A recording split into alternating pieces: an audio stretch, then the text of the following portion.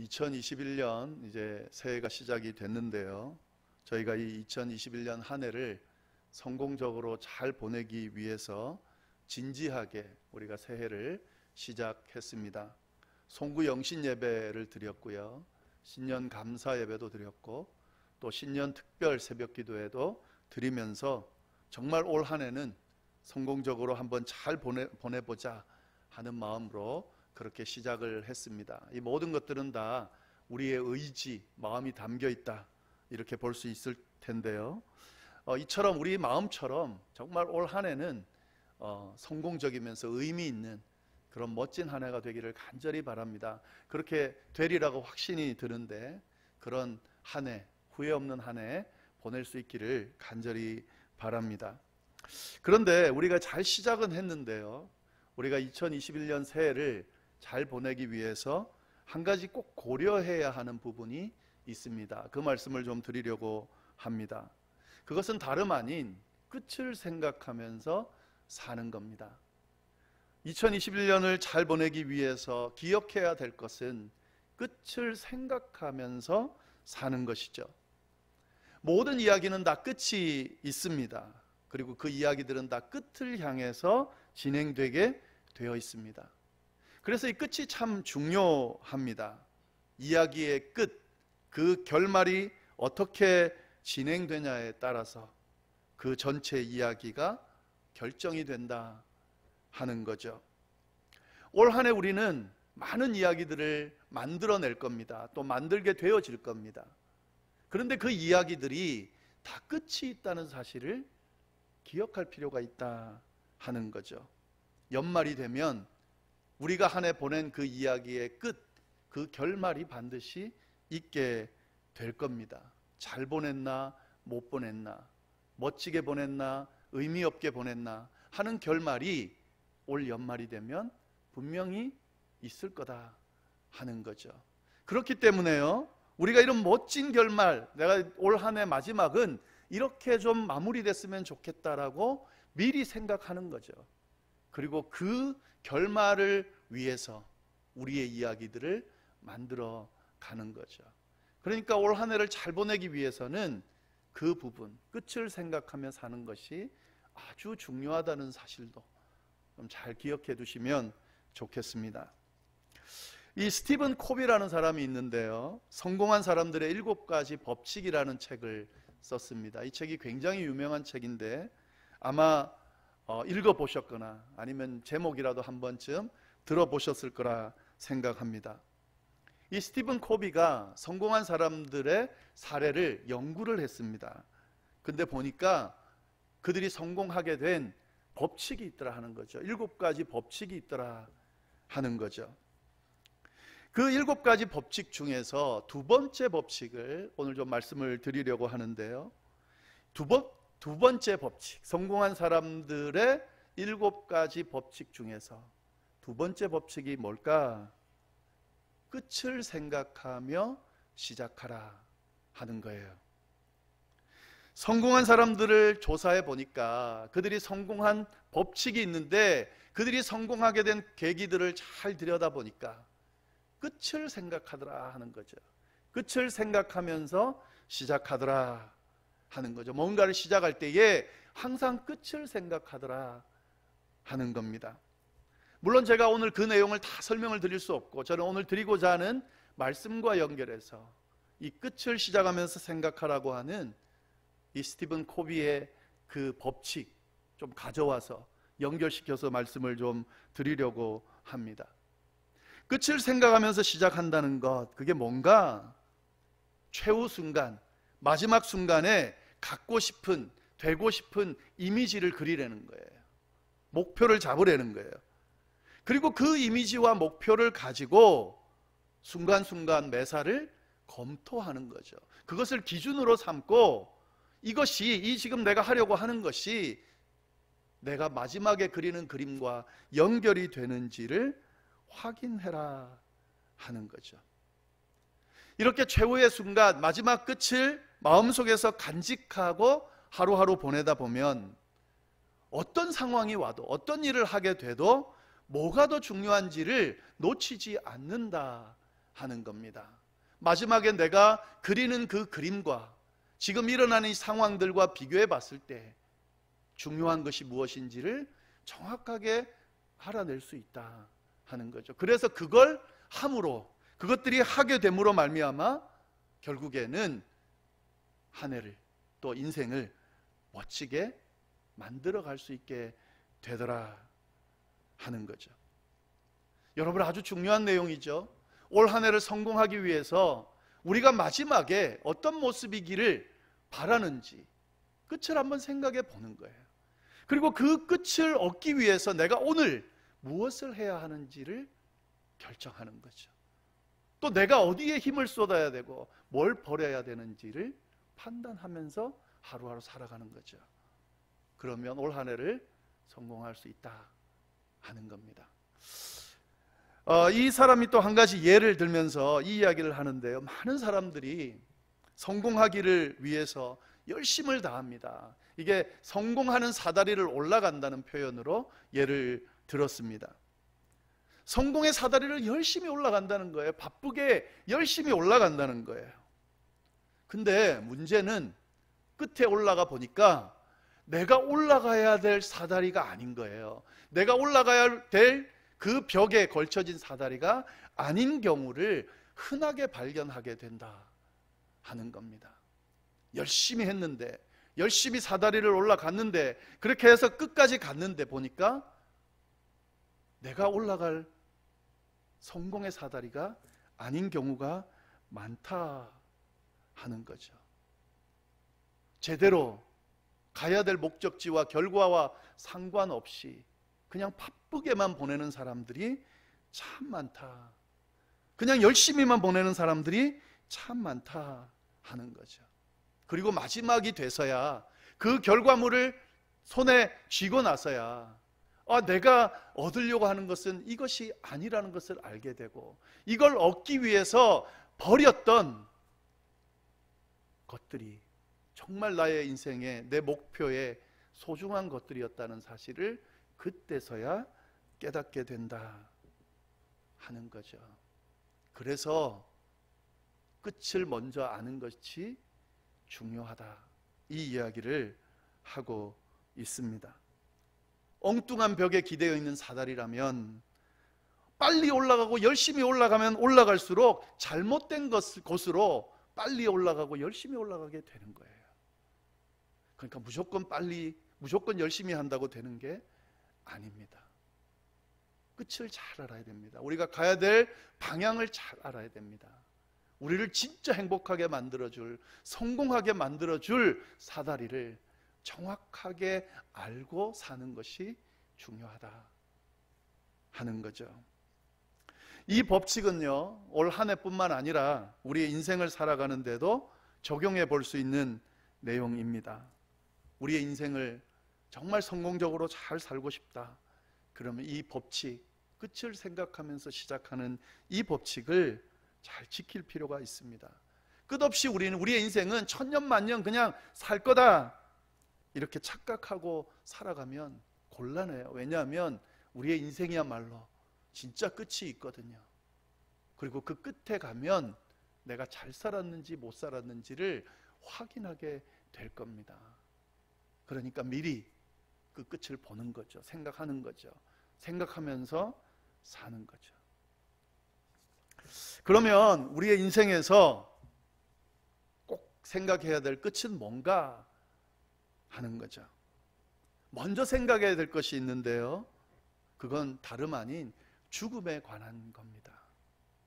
이 새해에 뭔가 성공적으로 잘 보내려 하는 이 시점에 부담스럽지만 떼놓을 수 없는 끝이 있습니다.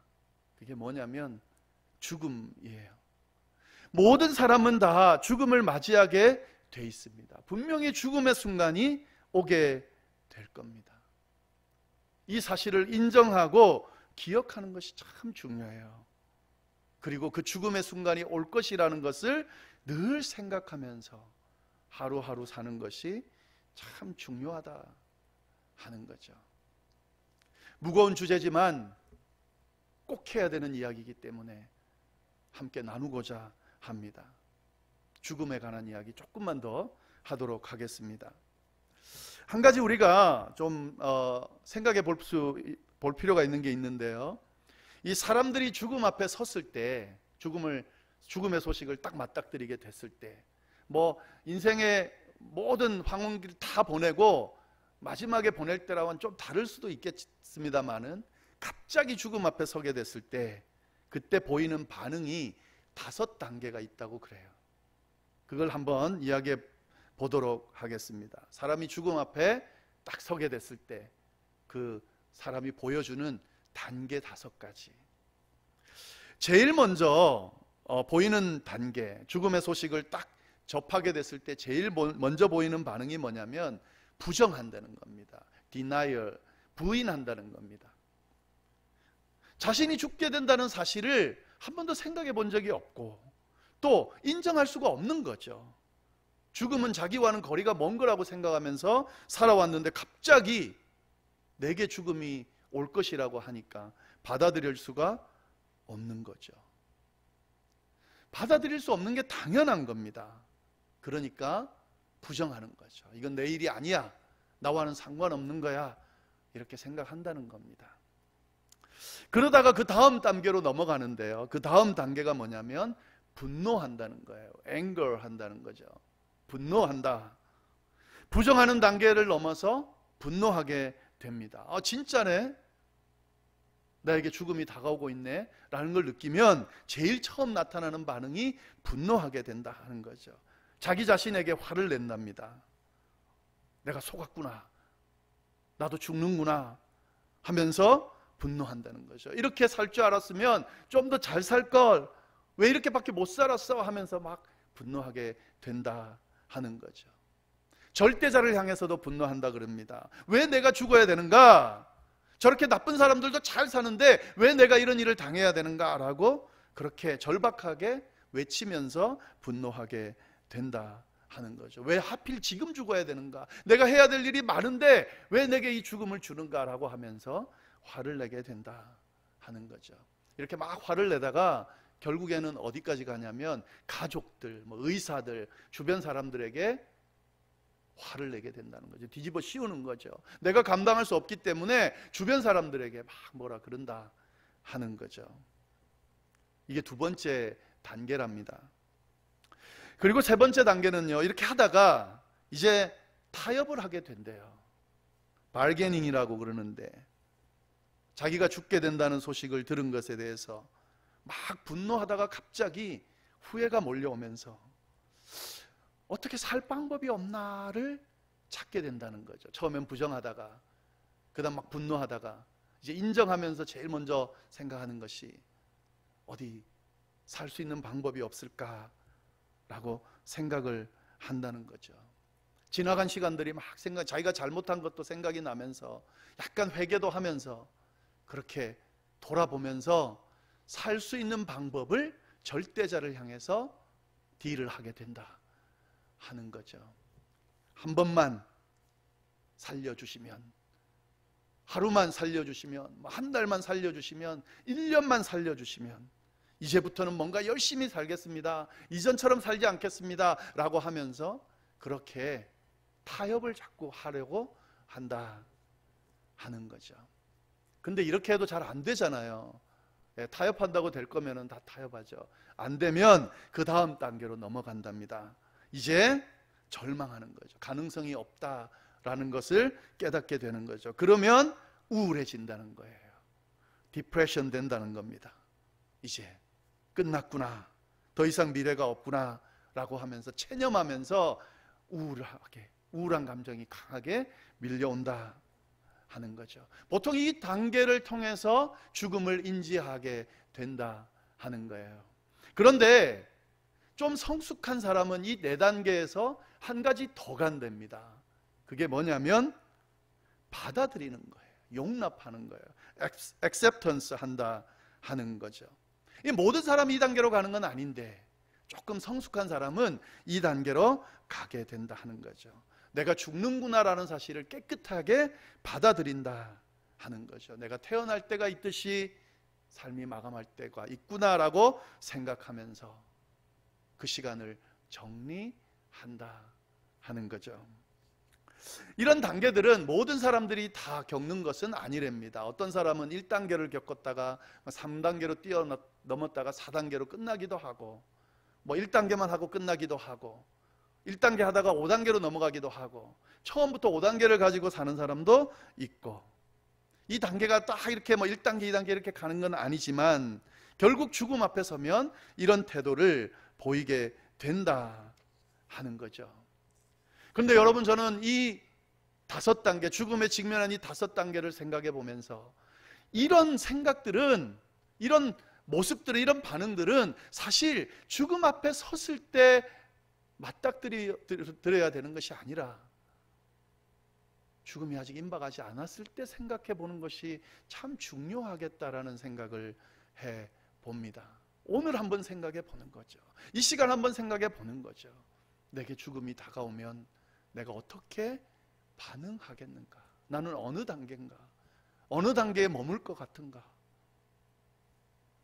이렇게 생각해 보면 내가 오늘 어떻게 살아야 되는지가 결정될 수 있다 하는 거죠. 내가 지금 중요하게 생각하고 뭔가 열심을 내고 하고 있는 것들이 필요한지 필요하지 않은지, 이 죽음의 단계, 끝 단계를 생각하면서 생각해 보면 사실 의미 없는 것들이 참 많은데 내가 왜 여기에 막 몰입해서 이렇게 화를 내고 힘들어하면서 이렇게 보내고 있는가 하면서 절제하게 되고 또 자르기도 하고 그렇게 하게 되겠죠.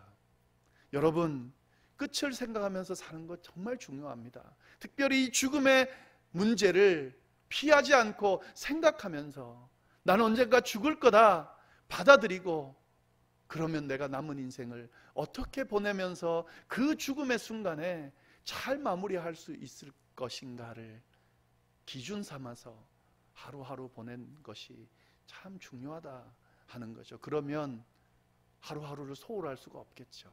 막 보낼 수가 없겠죠. 엉터리로 살 수가 없겠죠.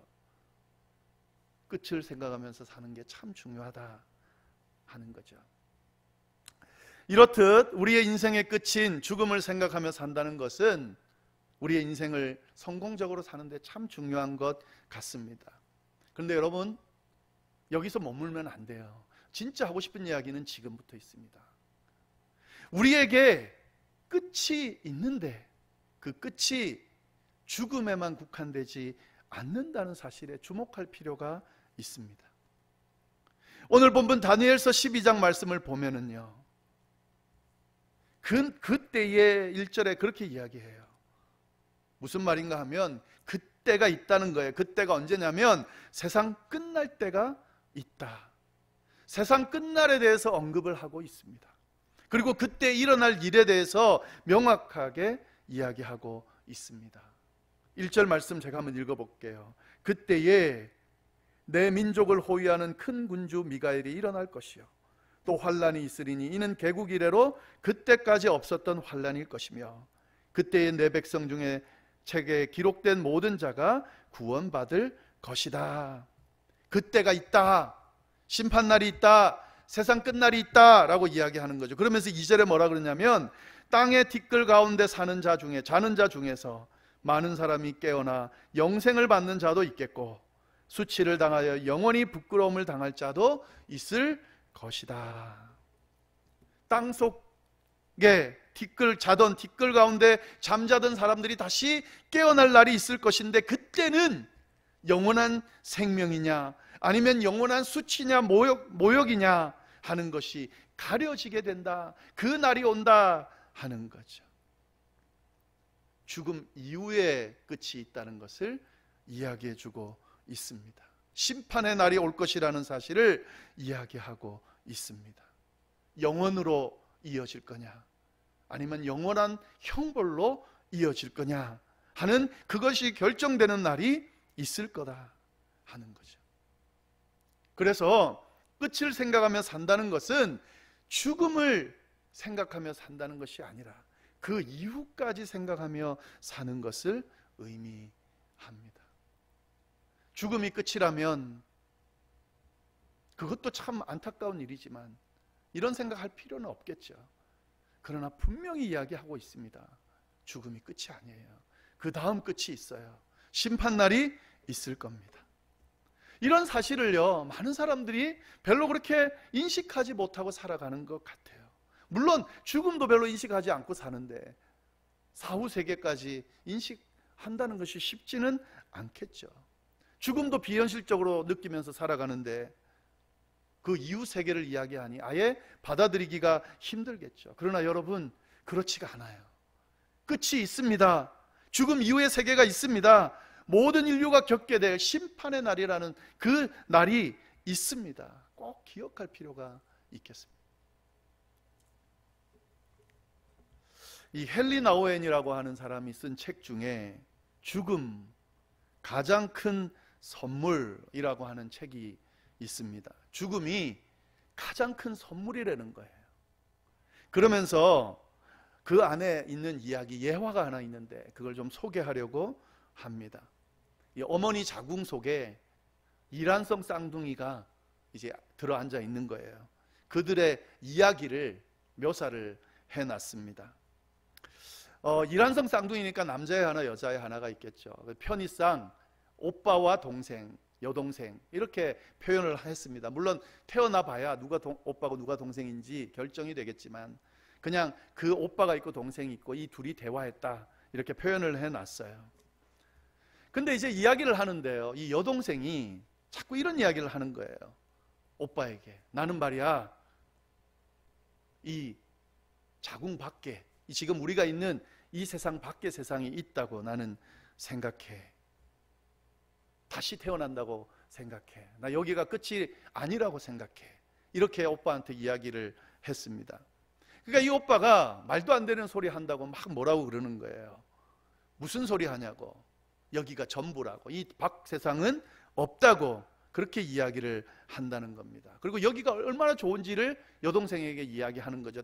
다른 세상은 필요 없다는 거예요. 여기가 참 좋다는 거예요.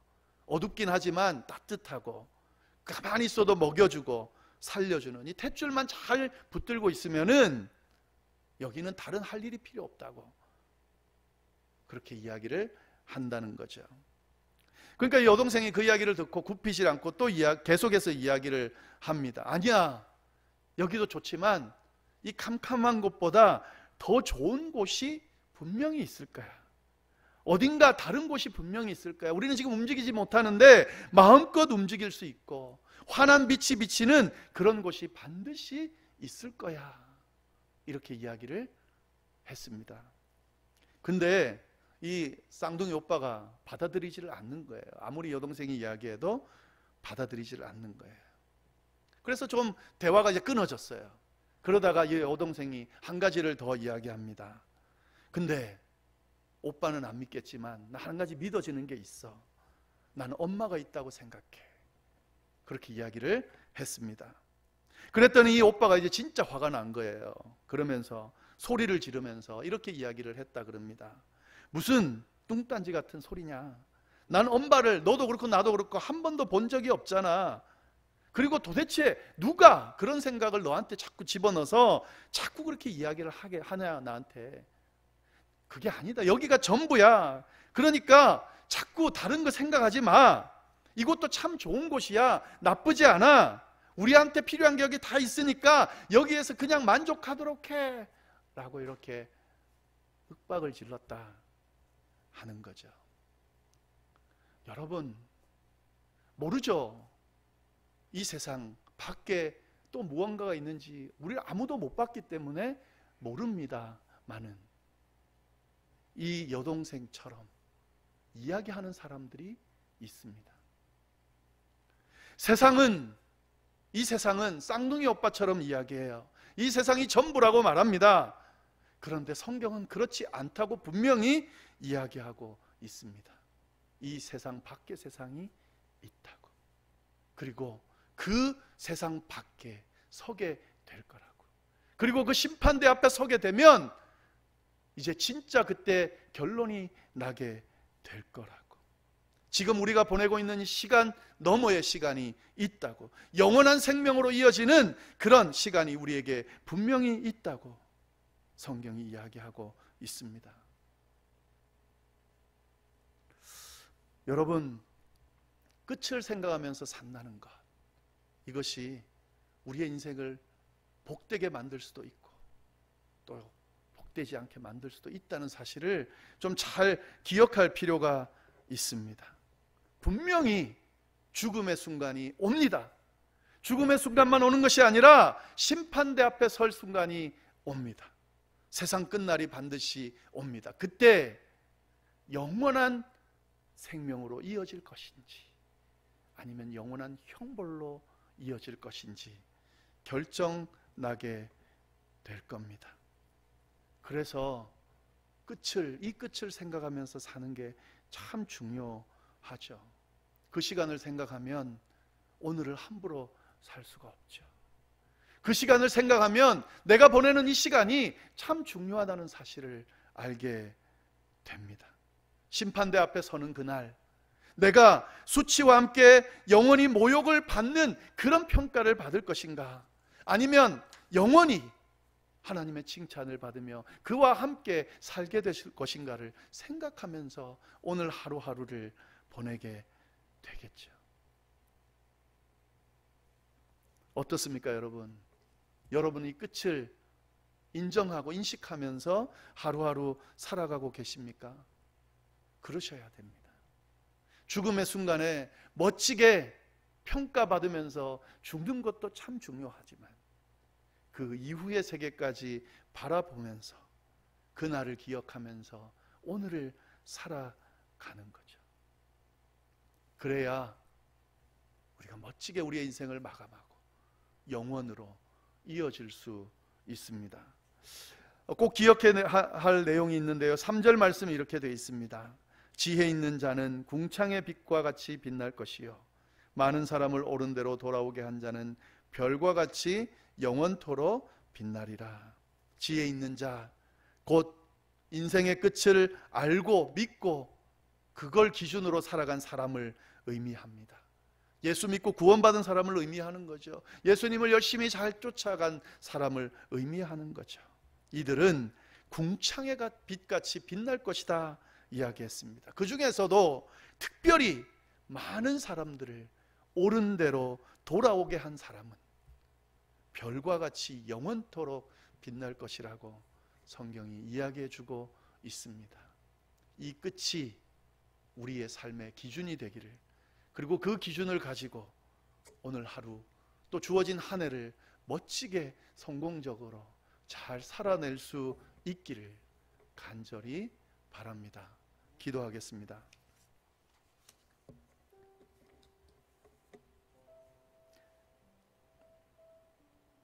하나님 아버지,